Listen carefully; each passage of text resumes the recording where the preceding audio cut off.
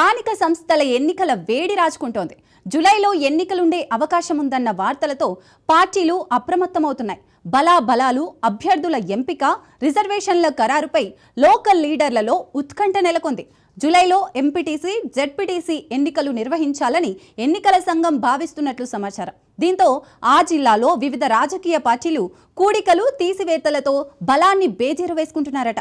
అధికార పార్టీ ఎత్తులు, ప్రతిపక్ష పార్టీ వ్యూహాలు, వామపక్షాలు ఒక్కటేందుకు సమాయత్తమవుతుంటే అటు టీడీపీ ముందుండి బీజేపీని కూడగట్టుకుంటుందట. ఇంతకీ స్థానిక సంస్థల ఎన్నికల కసరత్తు ముందుగానే స్టార్ట్ చేసిన ఆ జిల్లా ఏది? జిల్లాలో రాజుకున్న స్థానిక సంస్థల ఎన్నికల పోరు.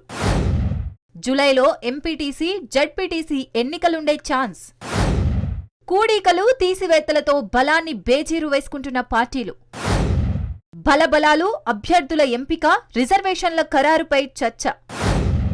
ఎన్నికలను సజావుగా జరిపేందుకు యంత్రాంగం కసరత్తు.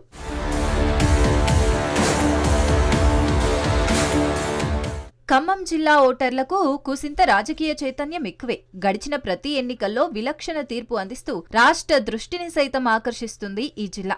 నూతనంగా ఖమ్మం జిల్లాలో ఏదులాపురం, కల్లూరు పురపాలికల ఏర్పాటుతో గ్రామ పంచాయతీలు, ఎంపీటీసీ స్థానాల సంఖ్య తగ్గింది. 589 పంచాయతీలుండగా ఖమ్మం గ్రామీణ మండలంలోని 10 పంచాయతీలను, ఏదులాపురం, కల్లూరు మండలంలోని 8 గ్రామాలను కల్లూరు పురపాలికలో విలీనం చేయడంతో జిల్లాలో 571 పంచాయతీలు మిగిలాయి. 20 మండల పరిషత్ పరిధిలో 287 ఎంపీటీసీ స్థానాలుండగా కల్లూరు పురపాలిక ఏర్పాటుతో 5 స్థానాలు తగ్గడంతో ఆ సంఖ్య 282కు పడిపోయింది. ఇక ఖమ్మం రూరల్ మండలంలో ఎంవి పాలెం 2 ఎంపీటీసీ స్థానంగా ప్రతిపాదించగా ప్రభుత్వం ఆమోదించాల్సి ఉంది. 20 మండలాల పరిధిలో ఎంపీటీసీ స్థానాల ఎన్నికలకు 1607 పోలింగ్ కేంద్రాలు ఇప్పటికే గుర్తించారు. కల్లూరులో 5 స్థానాలు తగ్గడంతో అక్కడ 38 పోలింగ్ కేంద్రాల సంఖ్య తక్కువ అవుతుంది.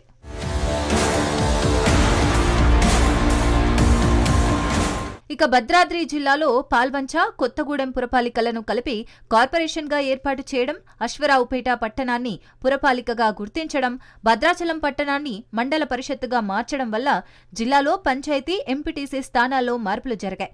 481 పంచాయతీలుండగా సుజాతానగర్ మండలంలోని 7 పంచాయతీలు కొత్తగూడెం కార్పొరేషన్లో, 3 పంచాయతీలు అశ్వరావుపేట పురపాలికలో కలవడంతో జిల్లాలో 471 పంచాయతీలు మిగిలాయి. 22 మండల పరిషత్తుల పరిధిలో 244 ఎంపీటీసీ స్థానాలు గుర్తించారు. 2019లో 220 స్థానాలకు ఎన్నికలు జరగ్గా సుజాతానగర్ 3, అశ్వరావుపేటలోని 6 ఎంపీటీసీ స్థానాలు కార్పొరేషన్, పురపాలికలో కలిశాయి. ఇందుకు బదులుగా గతంలో ఎన్నికలు జరగని బూర్గంపాడులో 11, భద్రాచలంలో 14, సారపాకలో 6తో పాటు కొత్తగా ఆళ్లపల్లి, కరకగూడెంలో ఒక్కో ఎంపీటీసీ స్థానం పెరిగాయి.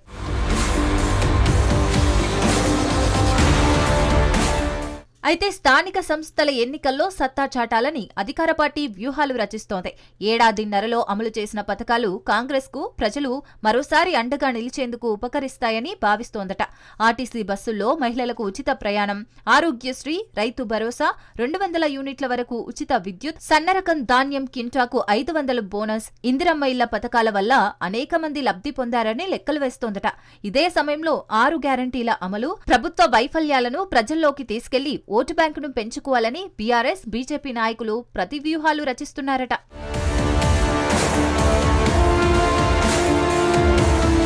కాగా ప్రస్తుతం రాష్ట్రంలో పంచాయతీ మొదలు జిల్లా పరిషత్తు వరకు ప్రత్యేకాధికారుల పాలనే సాగుతోంది. స్థానికంగా తమ సమస్యలను పట్టించుకునే నాదుడే కరువయ్యారనే భావన ప్రజల్లో వ్యక్తమవుతోంది.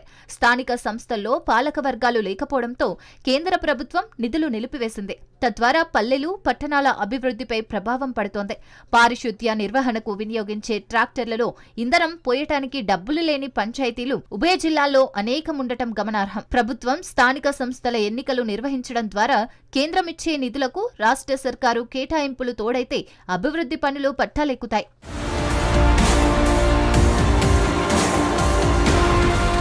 ఖమ్మం జిల్లా ఆంధ్రాకు సరిహద్దుగా ఉండటంతో మొదటి నుంచి టీడీపీ ప్రభావం ఆ జిల్లాలో ఎక్కువగా ఉంటుంది. తెలంగాణ ఏర్పాటు తర్వాత జరిగిన తొలి దఫా అసెంబ్లీ ఎన్నికల్లో 4 స్థానాలు గెలిచింది. ఇప్పటికీ కమ్మ సామాజిక వర్గమంతా టీడీపీని ఈ జిల్లాలో నడిపిస్తున్నారనేది జనమెరిగిన సత్యం. ఇటు ఏపీలో కూటమి తరహాలో బీజేపీ, టీడీపీ అండతో చాప కింద నీరులా వెళ్తోందట. స్థానిక సంస్థల పోరులో సింహభాగం కైవశం చేసుకునేందుకు ఈ 2 పార్టీలు స్థానిక పరిస్థితులకు అనుగుణంగా పావులు కదుపుతోంది. అటు వామపక్షాలు స్థానిక సమస్యలపై పోరాటాలతో తమకు పట్టున్న గ్రామాలు, ఎంపీటీసీ స్థానాలపై దృష్టి పెట్టింది.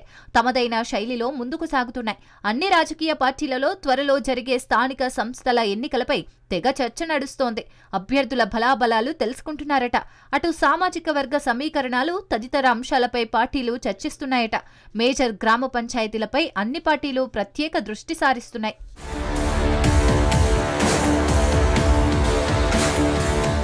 మొత్తంగా జిల్లాలో స్థానిక సంస్థల పోరు వాతావరణం కనిపిస్తోంది. మరి త్వరలో స్థానిక సంస్థల ఎన్నికలు ఉన్నాయనడానికి ఇప్పటికే ఆయా జిల్లాల కలెక్టర్లు, పోలీసు, ఎంపీడీఓలను బదిలీ చేస్తుండడం అందుకు సూచికగా స్థానికులు భావిస్తున్నారు. మరి ఎత్తులకు పై ఎత్తులు వేస్తున్న పార్టీలు అనుకున్న ఫలితాలు సాధిస్తాయా లేదా అనేది వేచి చూడాలి.